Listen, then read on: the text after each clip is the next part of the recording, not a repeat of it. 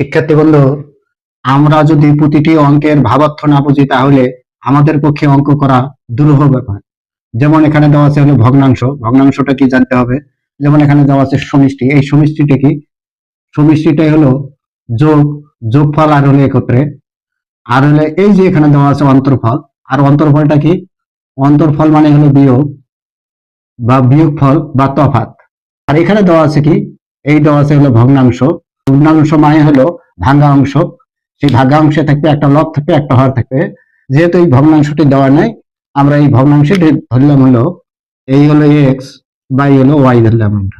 এখানে বলছে কি? লব ও হরের সমষ্টি, সমষ্টি মানে হলো যোগ। সমষ্টি কত দেওয়া আছে? 5 দেওয়া আছে। তাহলে সেক্ষেত্রে আমরা কি করতে পারি? এই লব দেওয়া আছে কত? এক্স। তাহলে হলো এক্স প্লাস হলো ওয়াই সমান কত? এই হলো 5।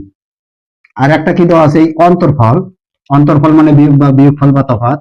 আচ্ছা, এই বিয়োগফল কত দেওয়া আছে? 1 দেওয়া আছে। আমরা তাহলে এই ভগ্নাংশটি লব আর হরের বিয়োগ করব। এই হলো এক্স বিয়োগ হলো ওয়াই, তার মান কত দেওয়া আছে? এই 1 দেওয়া আছে।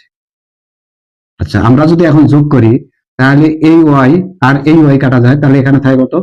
2x থাকে। 2x সমান কত? যোগ করলে কত হয়? 6 হয়। অতএব x সমান কত? এই হলো 6 বাই হলো 2, তাহলে হলো 3 দুগুণ হলো 6। তার মানে x এর মান 3 পেলাম। আমরা এই x এর মানটা যে কোনো একখানে বসাতে পারি। যেমন ধরেন হলো x প্লাস ওয়াই সমান কত? 5। x এর মান যদি আমরা 3 বসাই, 3 যোগ হলো ওয়াই সমান হলো 5। অতএব ওয়াই সমান কত? এই হলো 5, 3 এখানে যোগ আছে, সমান চিহ্নের ওই পারে গেলে কি হবে? বিয়োগ হবে। তাহলে বিয়োগ হলো 3, তাহলে সমান পেলাম কত আমরা? 2। তাহলে ভগ্নাংশটি যেহেতু এক্স বাই হলো ওয়াই, তাহলে এক্স এর মান কত? 3। তাহলে হলো 3 আর ওয়াই এর মান কত? 2। তার মানে ভগ্নাংশটি হলো 3 বাই হলো 2। হলো গ নম্বর অ্যান্সার। তাহলে ভগ্নাংশের লব ও হরের গুণনফল কত?